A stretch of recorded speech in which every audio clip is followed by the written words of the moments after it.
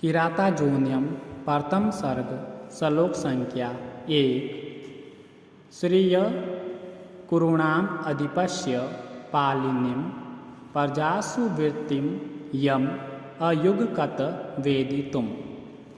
श्रिय का अर्थ राजलक्ष्मी की, कुरूणाम का अर्थ कुरु देश के निवासियों के, अधिपस्य का अर्थ स्वामी की, पालनीम का अर्थ रक्षा करने वाली, प्रजासु का अर्थ प्रजाजनों में, वृत्तिम का अर्थ व्यवहार को, यम अयुगकत का अर्थ जिसको, वेदितुम का अर्थ जानने के लिए। स वर्णी लिंगी विदित समाय याऊ युधिष्ठिरम देत वने वनेचर। सह का अर्थ वह, वर्णी लिंगी का अर्थ ब्रह्मचारी का रूप धारण करने वाला, विदित का अर्थ सभी समाचारों का जाना हुआ, समाय याऊ का अर्थ वापस आया, युधिष्ठिरम का अर्थ ज्येष्ठ पांडव के समीप, दैत वने का अर्थ दैत नामक वन में, वनेचर का अर्थ जंगल में रहने वाला।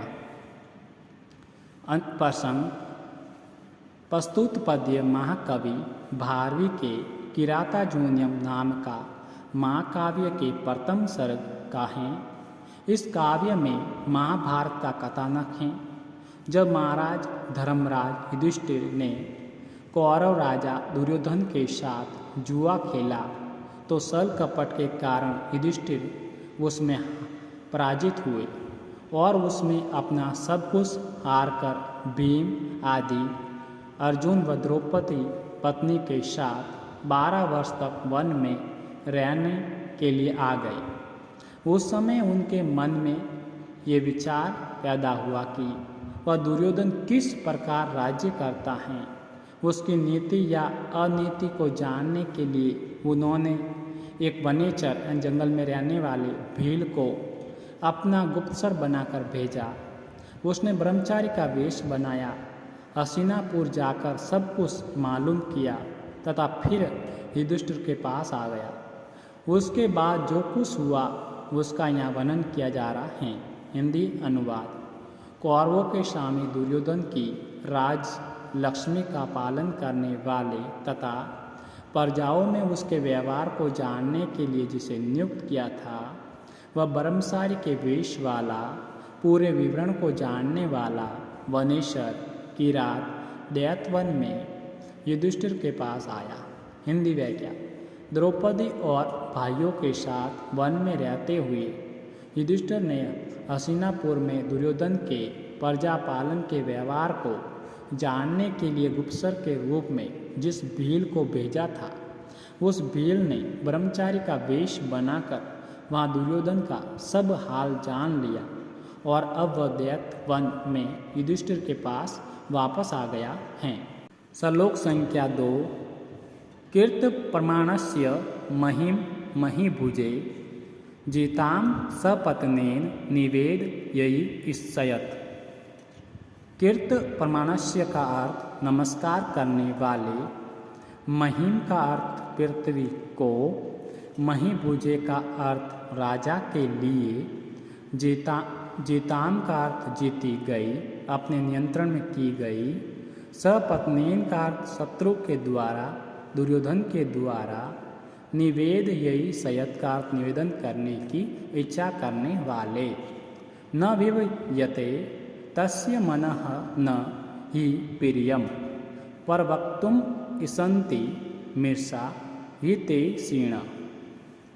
न का अर्थ नहीं, विवते का अर्थ दुखी हुआ, मन यानी हृदय, ही यानी चचमुच में, प्रियम यानी अच्छे लगने वाले वचन, परवक्तुम यानी बोलने की, ईषन्ति यानी इच्छा करते हैं, मिर्चा यानी असत्य या गलत, हितैषीण यानी भलाई चाहने वाले। प्रसंग। इस पद्य में वनेश्वर की दूत गुण संपन्नता के विषय में बताया जा रहा है।